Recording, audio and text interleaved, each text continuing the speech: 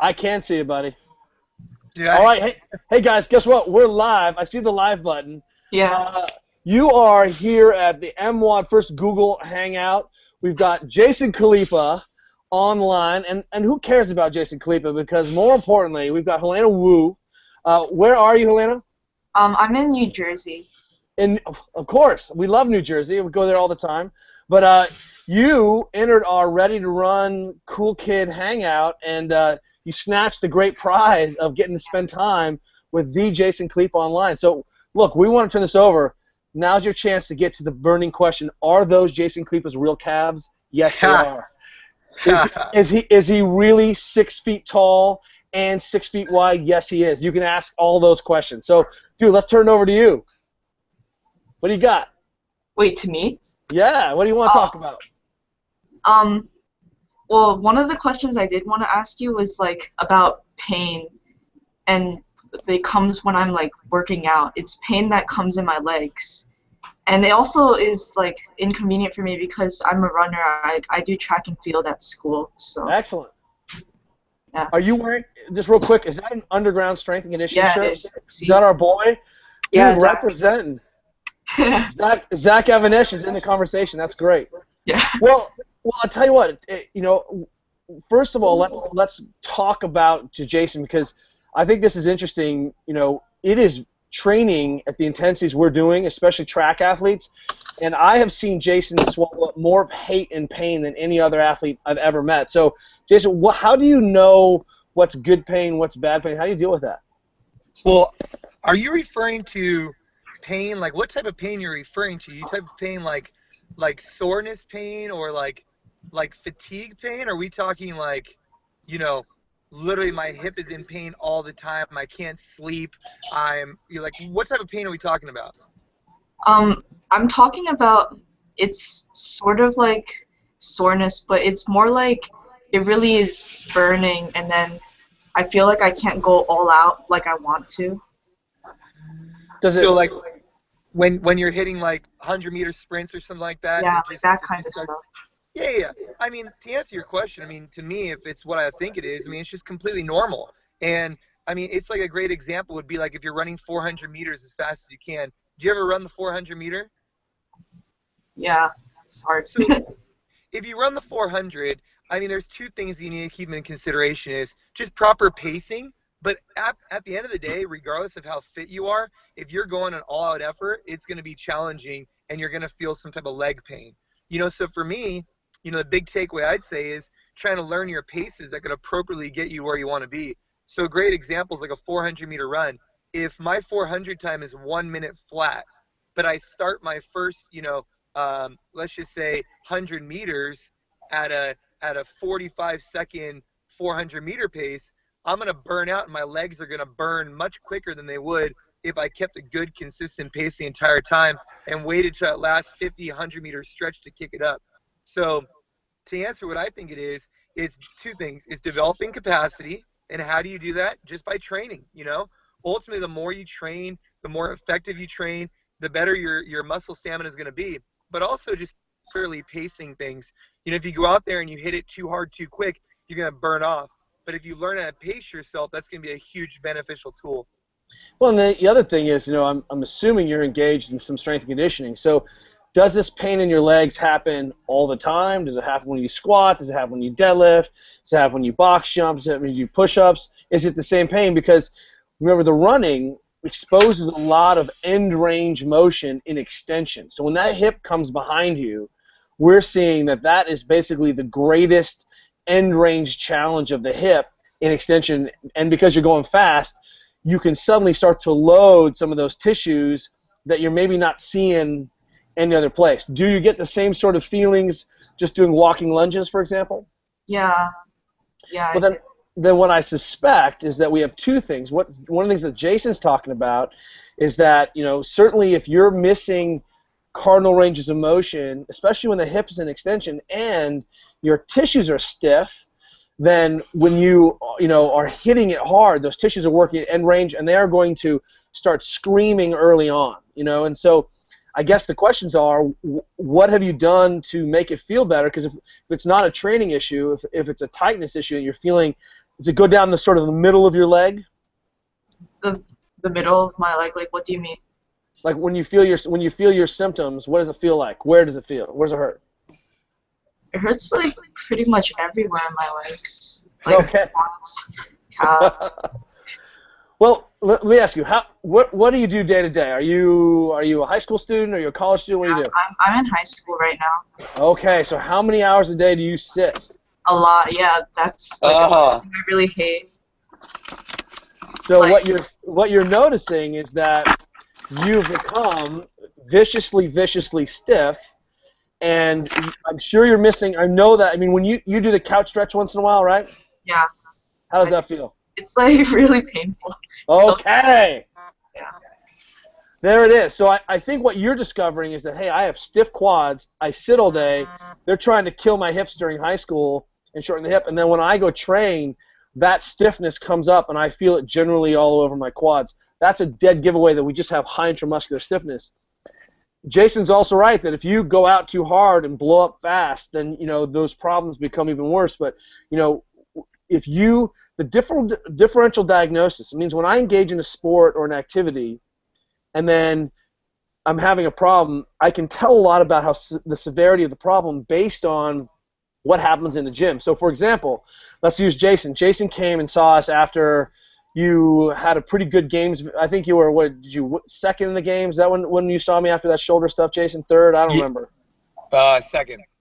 So Jason does second in the games, and he comes and sees me maybe a month after the games. He's like, Kelly, I think I've injured my shoulder. And I'm like, well, what are you talking about? And he's like, well, I'm having the shoulder pain when I train. And I was like, well, did you just do the CrossFit Games? He's like, yeah. I'm like, did it hurt? And he's like, no, my shoulders don't hurt at all when I do the games. The differential diagnosis then was that we know there's nothing wrong with him because of how sort of what's going on when he does all these different movements. His shoulder pain happened because he was stiff afterwards. So what's nice is it's the opposite for you. Basically, we can say, hey, I'm having a problem when I'm doing this high-end sport like running, and then when I train, I'm also getting that similar feeling. The training is sort of the tool that allows us to figure out what's going on, and that is when we can start dealing down. So, I mean, it's simple. It's couch stretch. It's working on the front of the hip. It's dealing with the muscular stiffness. And then the retest is what happens when I lunge? What happens when I run again? Yeah, and Helena, do you warm up before you go out for your workouts? Yeah, I usually do. Zach makes sure like we all do that. So like for me, when I first start warming up, generally because I'm always pretty sore, it takes me through my warm up to start feeling normal. So like generally I'm pretty tight and sore because I train a lot, but after I'm done warming up, my body's primed, I feel ready, I feel good to go. And I think that's a good question is, are you warming up properly? Are you getting everything primed and ready before you go out there and try and execute on something relatively aggressive? I think a lot of people, they try and, put out performances without properly kind of getting the engine prepped, if you know what I mean. So that's just something else to think about. Yeah, and, one of the things that I think is amazing, especially in our high school athletes now, is we're seeing high school athletes training at levels and intensities that just a few years ago we would have all considered elite. I mean, we're seeing high school athletes do things that 10 years ago in CrossFit would have been, mind-blowing. When I went through my level 1, we had 100 people do Fight Gone Bad, and one person was over 300 out of 100 people. Like I was in like the 8th highest score, and I was at like 280 was my Fight Gone Bad score, and now we consider 300 to be the baseline for like JV rowing. And like, what I'm saying is like the world has changed a lot, and you're working at very, very significant intensities, and Zach is a fantastic coach, but your job is to make sure that you have a practice of taking care of your tissues. And what we honestly see is that some of our high school athletes are our stiffest athletes because the load that you've got going on at school is crushing you. If you're not religiously spending, like, you should be spending 10 minutes a day in something that looks like a lunge for you to undo the damage of kind of the sitting. Does that make sense? Yeah, because like your hips are flexed all day when you're sitting, and you want That's to. Like, right. Yeah. It's crushing. What we've done is that at my daughter's elementary school, we have 100 kids at stand-up desks right now, and we think that literally you should ask your teachers as an experiment, hey, can I sit in the back or stand in the back of the classroom? I mean, be that nerd. You're already a nerd. You work out with Zach, so you're a nerd. Yeah. And but I think if you could, see if that would make a difference, or kneel next to the chair. But it is devastating what happens to our athletes. We were working with some big university teams, and their athletes were sitting 12 to 14 hours a day. And I easily believe that you're spending 12 to 14 hours a day sitting, and you cannot. That is going to blow up in your face if you're trying to run 100-meter sprints. It's such a disaster. Yeah. It kind of makes me like upset that I know that sitting is bad for you if you do it too much, but I'm in high school. I still have like a year to go. Then I have to go through college and stuff, and sitting the whole time. That's right. Well, what you've got to do is think, okay, well, I know I'm going to be compromised, so I have to deal with it. And that means, look, if you're going to be an athlete, one of the things we know about Jason, for example, is that Jason was a freakish workhorse. Like, it used to be for Jason about how much volume he could do. He could out-train everyone. I mean, this is the truth. In terms of volume of training, I'd never seen anyone who could handle what Jason can handle.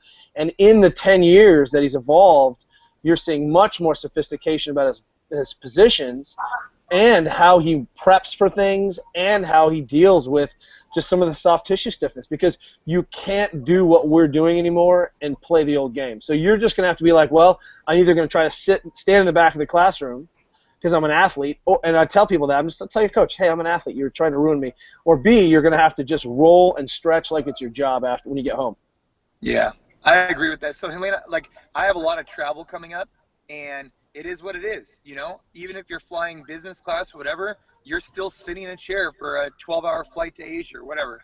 And, what I try and do is just take, every, hour or so I just get up, go to a little galley, stretch out, get back. And just that alone is already helping me to not get so stiff. So, when you're in college, it is what it is. You got to sit in a desk. It happens. I get it. But, if you could try and just get up and move around a little bit, that helps me a lot. And also, we look at things of there's optional sitting, and then there's required sitting. Right now, you're sitting down on this call, right? Yeah, because I don't have a standing desk. But you can put a box on the desk and put your computer on the box. You can be kneeling next to the chair. Right now I'm standing, and and then I've got my foot up on this stool over here. And anything I can do to avoid or tweak my life, especially, so one of the things we want to do is just create a ready state where you get to just train, right?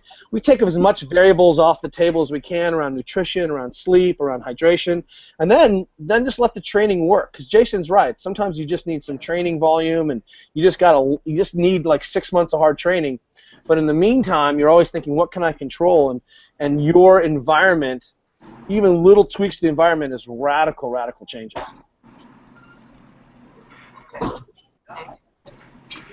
I have another question. It's kind of a little abstract, I guess. But the reason that I'm a sprinter at track in school is because, sprinters, they're like the perfect athlete. They're really fast, explosive, and they have all those athletic qualities, so that's what I want to have.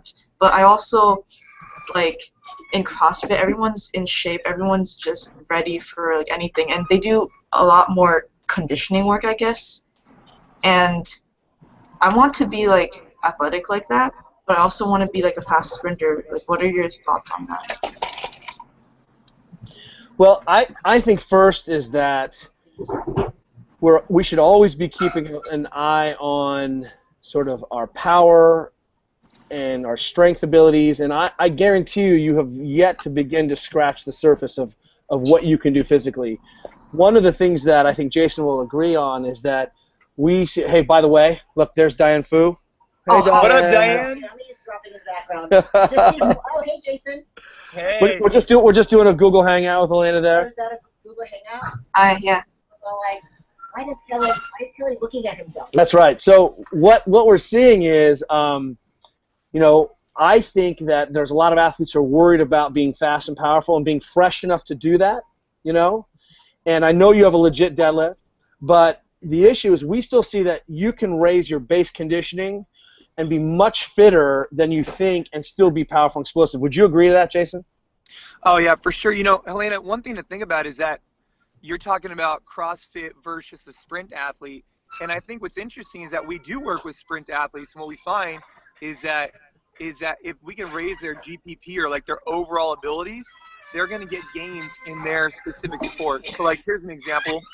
You take a guy who runs, 100-meter sprints all the time, stays in like that short time domain. All of a sudden you start working a little bit longer time domains, and they start seeing gains. And also like having different types of stimuluses. So like, for example, for you, if you want to sprint hard, I mean, why can't you use sled work, right? Forward sled, backward sled, doing all different types of explosive box jumps. And there's so much we could do. I mean, power cleaning, snatching. I mean, all you're doing is just explosive lifts. I mean, there's so much carryover for that into the explosive sprints, in my opinion.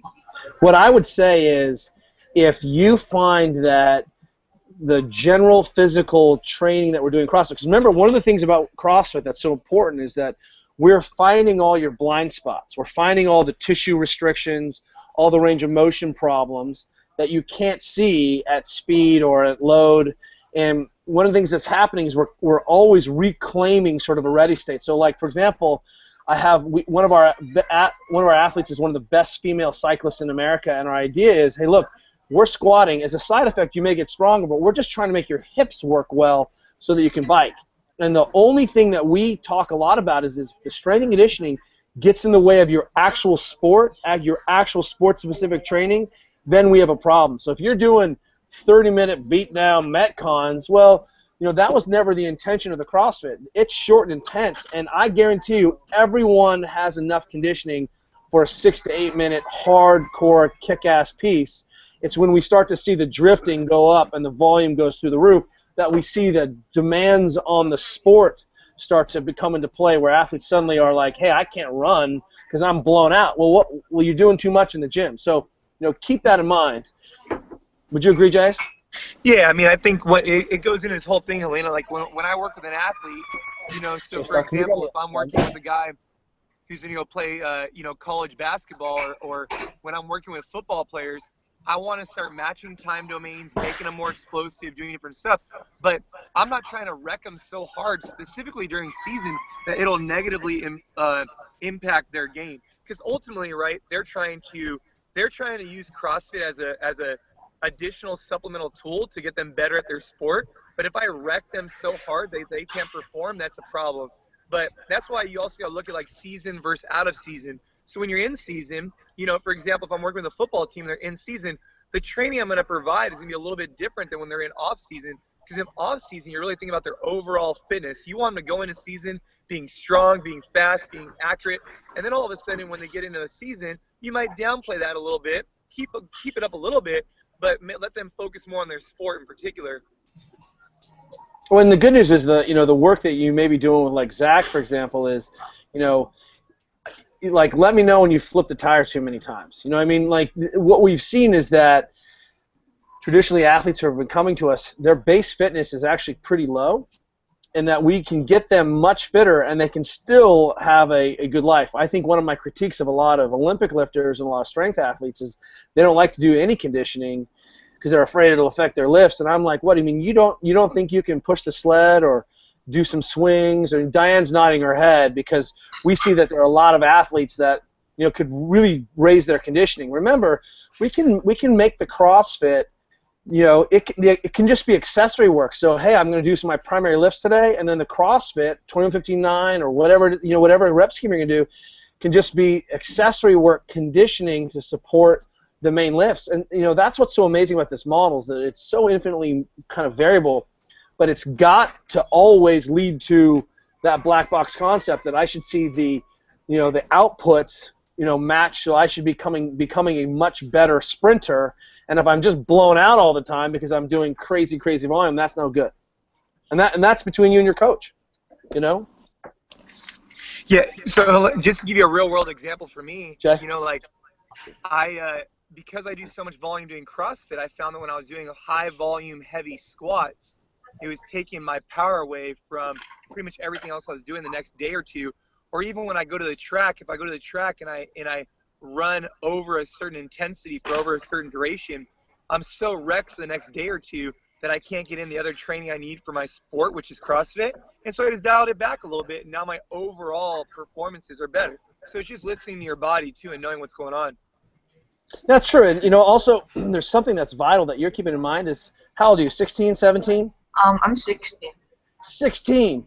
Your training age is this long. And what we forget sometimes is because you're looking at sort of the athletes who are maybe 10 years ahead of you or even 7 years ahead of you, you can't underestimate sort of the implication of training age.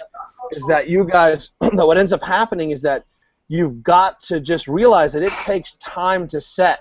So, for example, my wife and I were running the stairs the other day, and there was this young football player kid who was a stud, but he's just 17, and Julia's like, man, watching you and next to him, she's like, you're 40, you've got all these years of training, and keep in mind that there is no substitution for just time in the boat, that you just need to lift and lift and lift and run and run and run and work on your positions, and over time it adds into freakish amounts. I don't think sometimes when you see someone like Jason compete or some of our other athletes, it's really difficult for you to imagine or conceive how long they've been training and how long they've been training that hard. If you can't see all that, you just see the instantaneous piece.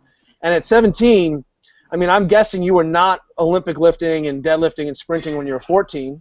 So, I mean, you're probably new-ish to this, and that means that you've only gotten training hard for like 2 or 3 years, and it's going to get better. Does that make sense? Yeah.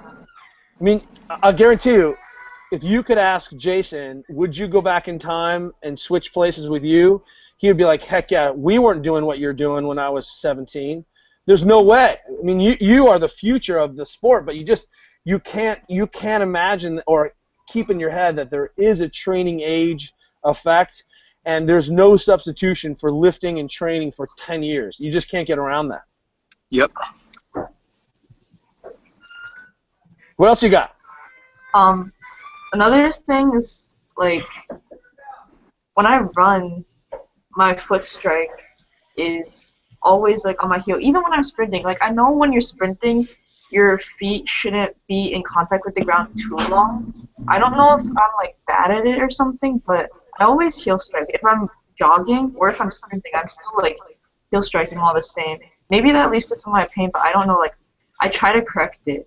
It's kind of hard. Well, this is interesting that we have two of the largest runners on the planet on the phone right now. I would say unequivocally that Jason Khalipa was one of the worst runners I have ever seen ever. And there was this you're welcome. There was this CrossFit Games where we had to run a 7K. They had to run a 7K up the hill, and it almost killed Jason. And he came back. I think he won like Spear of the Games and battled. It was amazing watching you battle back.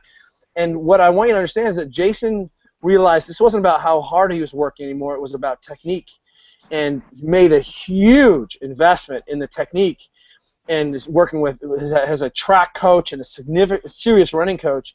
And putting that emphasis on the technique is crucial. I think what's understanding in what you said first is, if you've got these restricted tissues, it's not allowing you to kind of correctly apply the right technique. And what's happening is if you feel like you're heel striking. Go take your shoes off and run on the track a little bit and tell me how you automatically correct.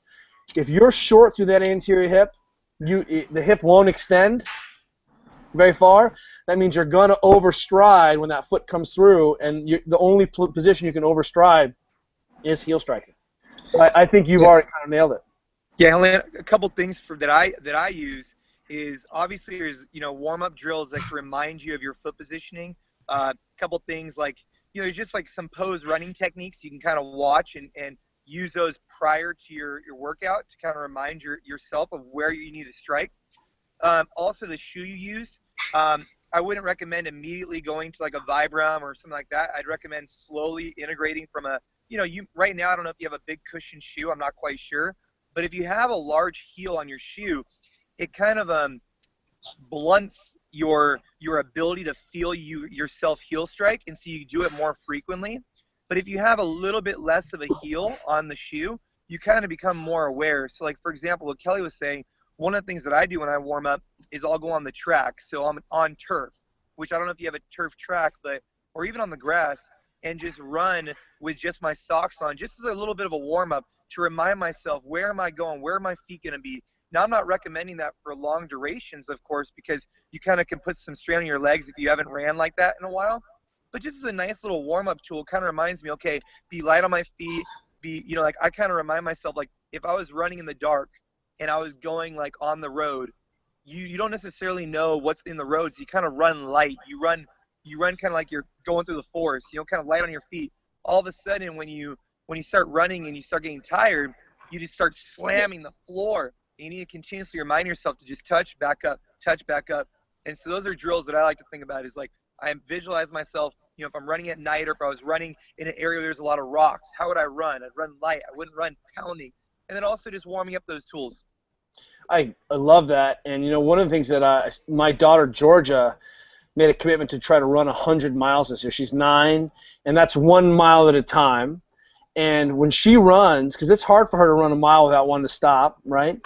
But I run barefoot, and I know I have my tissues are strong enough. But I run a couple miles a week barefoot, just because it really cleans up my technique. I realize, man, I sort of slip into not perfect mechanics. My turnover, like Jason is saying, sometimes gets slow because I'm so strong. I can get away with it. But barefoot, I am light and quick. And, I didn't start, obviously, running a mile barefoot, but just spending any time, I think you're going to really pick up on that. And then if you go to CrossFit Endurance, there are so many good running drills out there. If you go to Pose and look at the kind of what Romanoff was done, I think it's okay for you to be sophisticated about this and kind of monkey around on your own. But, the running technique is tricky, and I'll tell you, the sitting that you're doing is making your running much, much, much worse. Yeah. Yeah, start in short distances, Helena. Make sure you're kind of, I think a lot of people, because they watch the CrossFit Games and different stuff, they want to go out there and do so much crazy stuff. Instead, just remind yourself, it's a simple charter. Make sure you do it right, then start adding a little bit more volume, and then finally adding a little bit more intensity. It's like mechanics, consistency, intensity. It's like, can you do it right? Can you do it over and over again, right? And then start dosing yourself. But I think, people in CrossFit, they forget that sometimes, and they don't build that foundation. So if you know that when you're running, you have this, issue coming, no problem. Just fix it. Take a step back to take a step forward. I think that's the most beneficial thing that people can realize through CrossFit is sometimes you just got to stop yourself and be like, you know what? I got to go back to a barbell. This is not working for me. Or maybe I need to go back to, running 100 meters with good technique, and then go 150, and then go 200, etc. I completely agree with that. And, one of the things is that we're seeing is that, young athletes in the track program, you maybe do some running drills, but it's really the coach is standing there with a stopwatch, and we're running everything by the stopwatch. And our experience has been, watching traditional coaching done, it's all driven by how fast you went and how many times you went. And people are, not necessarily looking at the way we're doing things, because we gotta go compete, and I gotta get you fit enough to do it, and I know you can do it wrongly and be fit. Just always be obsessed with technique. I mean, it's not an accident, that we've seen Jason's evolution as a CrossFit athlete correspond with also his obsession with technique and understanding of position, and the ability in all of the top athletes to continue to get better. I mean, if we look at Sam Briggs this year, Briggsy has just made a tremendous commitment to improving her mechanics, and mechanics plus a big engine, you can't be beat. It really is shocking. Wait,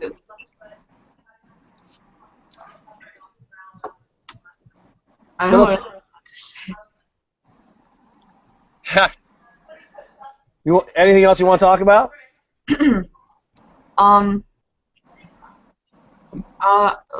My first question that I asked you guys was about pain, because that's the thing that's most bothering me right now. And I mean, I roll out. I have Joe Miller's yoga tune-up balls, and I roll out on those. Who are you? You are not a 17-year-old girl. Yeah, I don't know what's going on. You're freaking me out. Wait, how, because I have all this stuff? Yes, because you're a badass. Oh, thanks.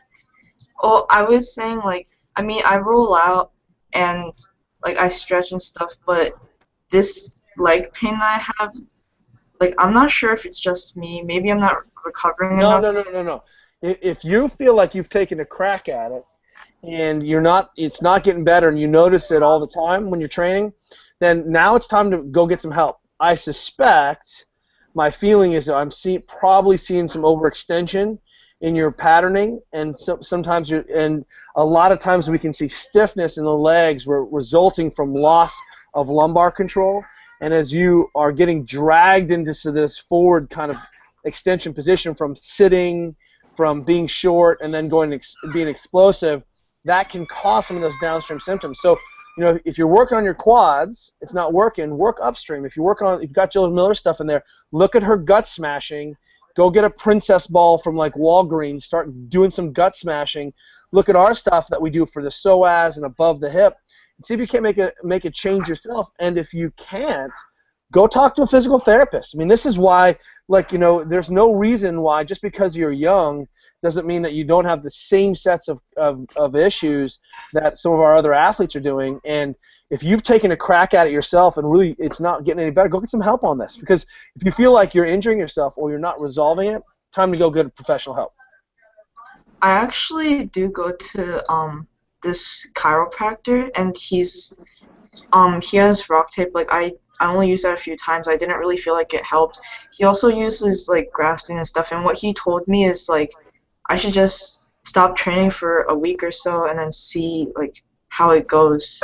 Like, maybe I'm not letting my body recover or something. Well, what do you think?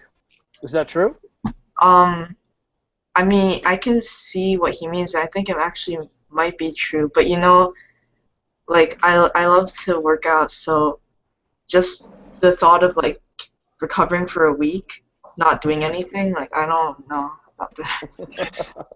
I could attest to that. So, Helena, I probably like working out more than probably most people on this planet, and I don't compete because I like to compete. I compete because it's an expression of my want to work out. I love it. But just like anything in life, sometimes your body just needs a break, and taking a week off is one of the hardest things I could possibly do. And I think in probably the last 10 years, I've probably taken the most rest days I've taken in a row ever was probably 4 without doing anything. And then I tried to do a few more with just like light work. But my body needed it, like mentally and physically, I needed that. But if it's not a week, you don't have to put a number on it.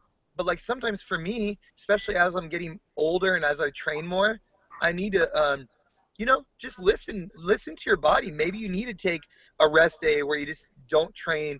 Like what are you doing right now? What's your training schedule look like? I go to Zach's gym about 3 or 4 days a week, and I mean the track season is going on right now, but I had a feeling like with all the volume the coaches make us do, because they make us like go 2 miles or like 4 miles every day, even for the sprinters. So like I felt my legs would be in pain. So even though I wanted to join the track season for winter, I didn't. So right now what I'm doing is just going to Zach's gym 3 or 4 times a week. Well, okay. I think there's a couple things going on. One is that we don't see enough non-exercise activity. One of the things I can't recommend enough is just more generalized movement through the course of the day. And sometimes that means, my wife and I walk our daughters to school. Jason, you can't believe how much or just base aerobic work Jason does. Like, he's spending a lot of time rowing. He's just on the watt bike. He's going to the track. There's just a lot I take most conference calls. Yeah, on my spin bike, I take most conference calls. That's right.